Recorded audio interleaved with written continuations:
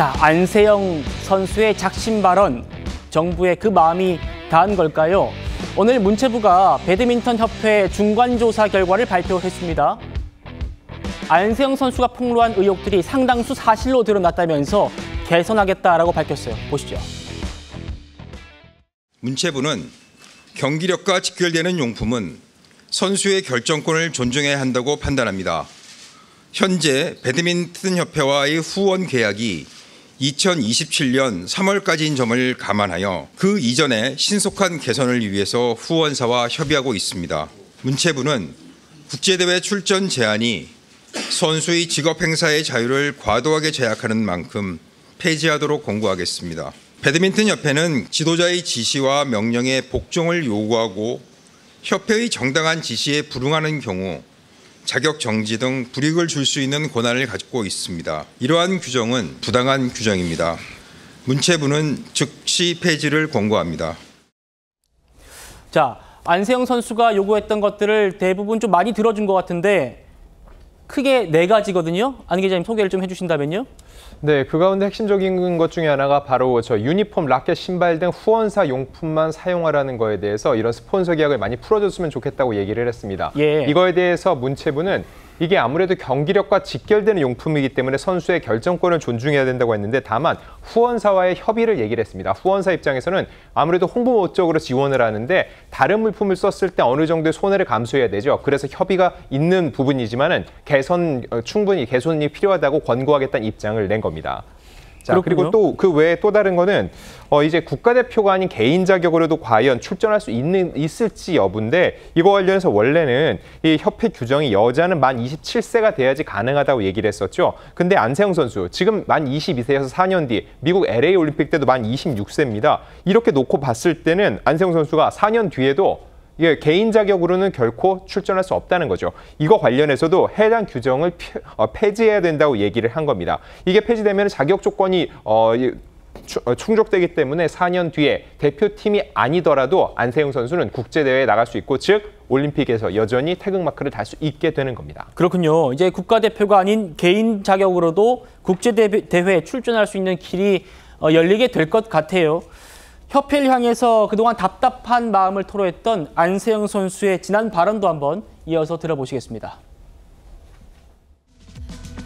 이렇게 올림픽을 우승하고 싶었던 악착같이 달렸던 이유 중에 하나가 제 목소리에 힘이 좀 실렸으면 좋겠는 바람에 시대가 변한 만큼 저는 따라와야 된다고 생각을 하거든요. 협회가 좀 따라오지 못하는 거에 늘 답답함과 늘 부당함과 그런 게 많이 느껴졌었던 것 같아요.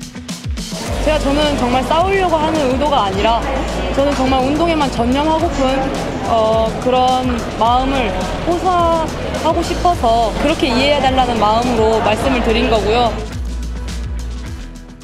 자, 이 대회에서 앞으로 선수가 개인이 원하는 브랜드, 원하는 회사의 그런 용품을 착용할 수 있는 길이 열릴 것 같은데 그런데요, 지난해 2월에 이 배드민턴 협회의 이사회 기록을 보면요, 협회에서도 신발만이라도 좀 규제 풀자 이런 얘기가 있었다는 겁니다.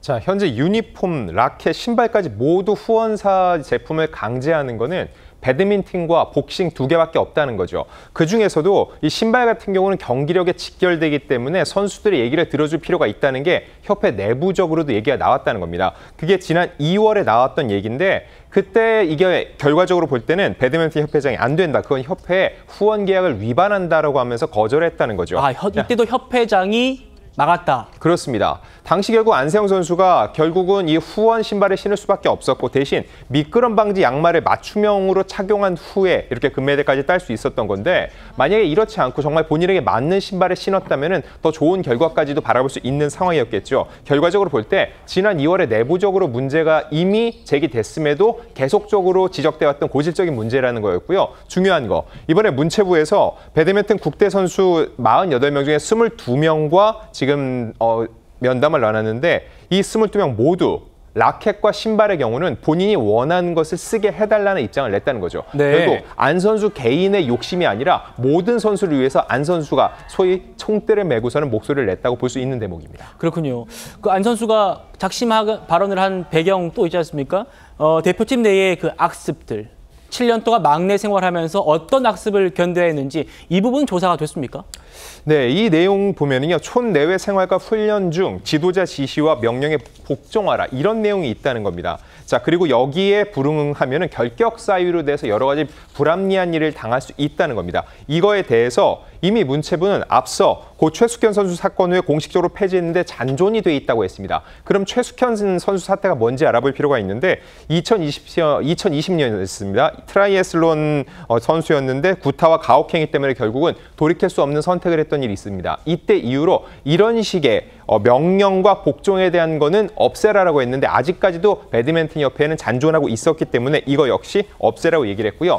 다만 선배들의 빨래를 해야 됐다 이런 의혹에 대해서는 내부적으로 확인을 해보니까는 현재까지는 개선이 많이 된 상태라고 문체부는 확인을 했습니다. 그렇군요. 그런 악습이 있었는데 많이 개선됐다라는 게 문체부의 조사 결과랍니다.